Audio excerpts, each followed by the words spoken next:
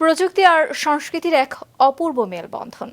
একদিকে রোবটের নিখুঁত নাচ আর বক্সিং লড়াই, অন্যদিকে বাতাসে ডানা মেলছে অত্যাধুনিক ড্রোন। কৃত্রিম বুদ্ধিমত্তা আর যান্ত্রিক উৎকর্ষের এমন হাজারো ঝলক নিয়ে চীনের ইউনান প্রদেশের কুনমিং শহরে পর্দা উঠেছে 10ম চীন দক্ষিণ এশিয়া প্রদর্শনীর। মুজাহিদ সাকিফের প্রতিবেদন।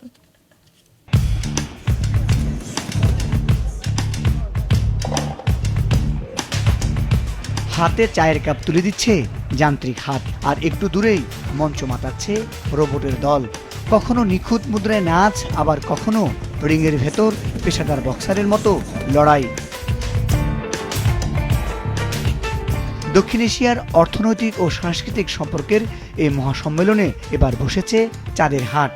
বিশ্বের 68টি দেশ ও আন্তর্জাতিক সংস্থার প্রতিনিধিরা সামিল হয়েছেন এই মেলায়, যেখানে দক্ষিণ এশিয়ারই 5 শতাধিক প্রতিষ্ঠান অংশ নিয়েছে।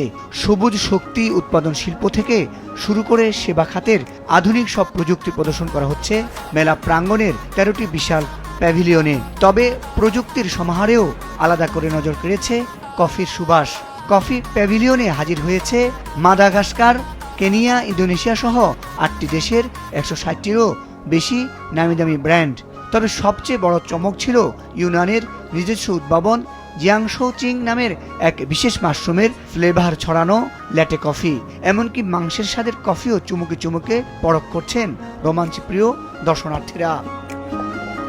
আয়োজনের আরেকটি বড় আকর্ষণ চিকিৎসা খাতের এক নতুন দিগন্ত। জরুরি স্বাস্থ্যসেবা ও দুর্গম অঞ্চল থেকে রোগী দ্রুত সরিয়ে নেওয়ার জন্য মেলায় প্রথমবারের মতো উন্মোচন করা হয়েছে একটি বিশাল মাল্টি রোটর ড্রোন সিস্টেম। আপৎকালীন চিকিৎসায় যা এক যুগান্তকারী বিপ্লবের আভাস দিচ্ছে। আগামী 16 জুন পর্যন্ত চলবে প্রযুক্তির এই জমকালো উৎসব।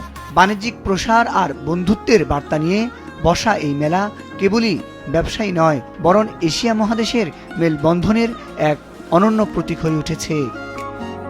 মুজাহিদ সাকিফ, মাছরাঙা নিউজ শো।